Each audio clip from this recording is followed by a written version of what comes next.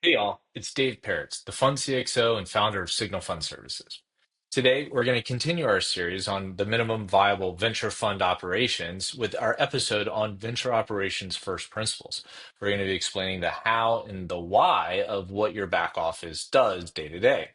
This series is for GPs, LPs, fund operators, service providers, and founders that live and work in the venture ecosystem because we're pulling back the curtain on the modern day venture firm, how they're built and how they operate day to day.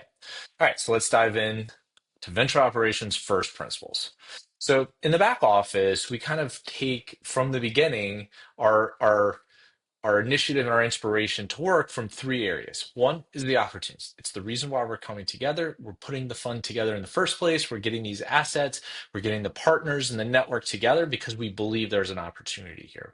And when we do take on other people's money, we take on a fiduciary responsibility, a series of normative behaviors and actual rules and laws that we have to follow in order to put our LP's best interests first and to do what's right for the partnership. And then also there are the legal duties, the things that we do is just running a business, being entrepreneurs and investment managers, paying our taxes, making sure we're compliant with employment law and local registration. Our funds are registered with the SEC. There's a lot to do there and just make sure that it's done correctly and right the first time.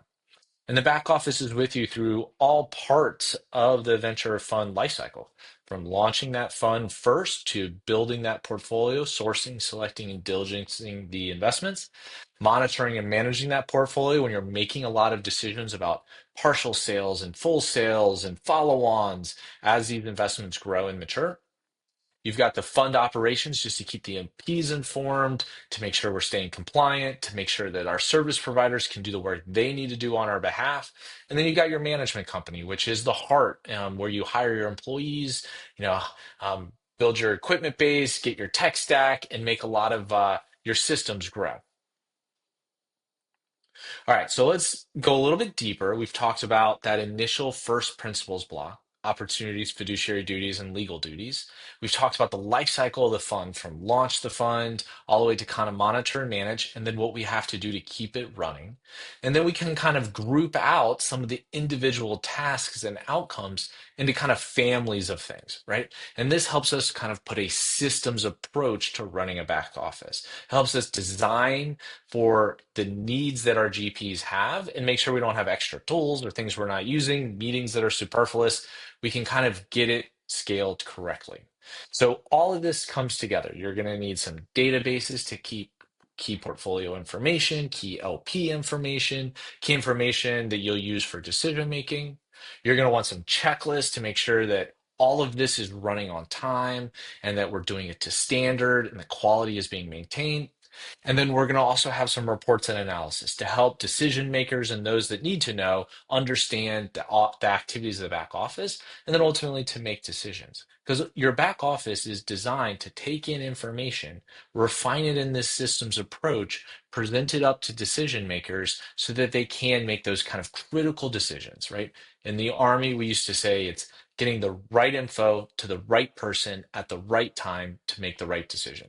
It's an incredibly complex thing to do, and you have to sit down and kind of plan it out and orchestrate this. It won't just happen in happenstance. All right. So, what does all this look like in reality? Now, it sounds very complex, but it is a throwback to early 1900 style systems engineering and how groups and teams are built.